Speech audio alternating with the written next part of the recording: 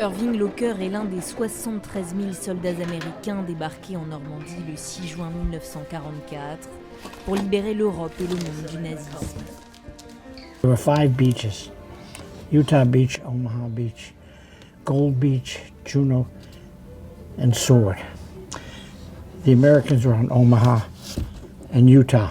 And I landed here in Utah Beach. And then we traveled all the way through here. À 99 ans, il a l'énergie d'un jeune homme et la mémoire aussi. This came up off a wall of Berlin. Un drapeau pris à l'ennemi qu'Irving a fait signer à ses hommes pour ne pas oublier. Il vit aujourd'hui en Floride avec sa femme dans une résidence pour personnes âgées où sont conservés tous ses trophées de guerre. These are old daggers that I took away from pilots and Germans. The swastikas are still on them. It's a German Luger from 1916. When we shot the plane down, the handles broke. The pilot was dead. So I had the Germans make me handles with my name on it to make sure they wouldn't steal it from me. Irving a 18 ans lorsqu'il est appelé et affecté au 116e bataillon anti-aérien dans l'artillerie. En octobre 1943, il embarque pour l'Angleterre sur le Queen Elizabeth. 8 mois plus tard, l'opération Overlord est lancée. The invasion had been scheduled for June 5th, but bad weather in the Channel had caused a postponement. D-Day was a tremendous day because the seas were very rough. We came in on the LSTs, and then we transferred to the Higgins boat. But we were pretty sick. Very few of us were taking cruises and get used to that. But coming in, it was just a very, very rough situation. We were just scared. And the long life you thought you could have could be ended.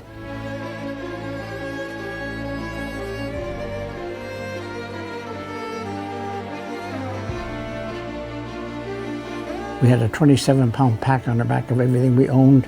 We had that big heavy shovel we carried, a rifle, and they're shooting at you and you're doing this and you jump into that water. I'm 5'1", so coming off the Higgins boat, jumping into 5 feet of water, I'm very lucky to be alive.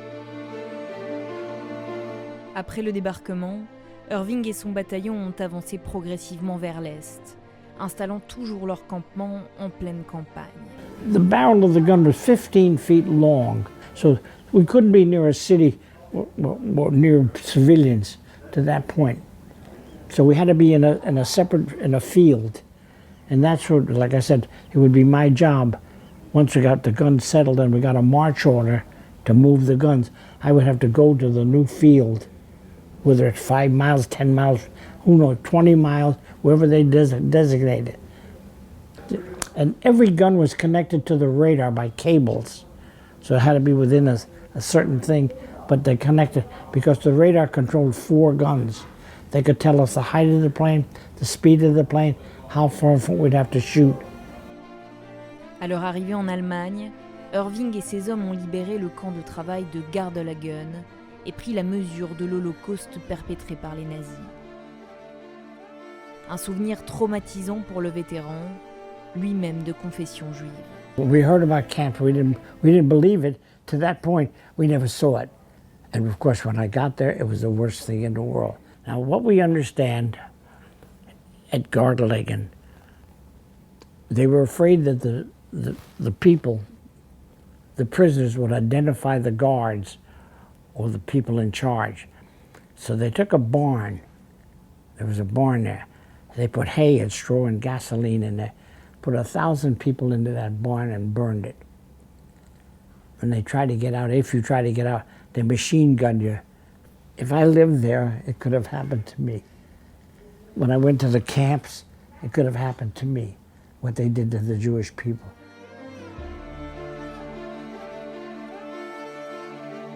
À presque 100 ans, Irving continue de donner des conférences et de raconter la guerre pour rappeler aux générations qui viennent le prix de la liberté.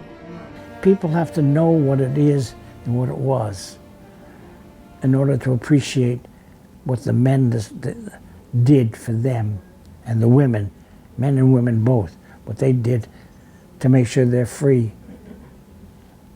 and live the way they do.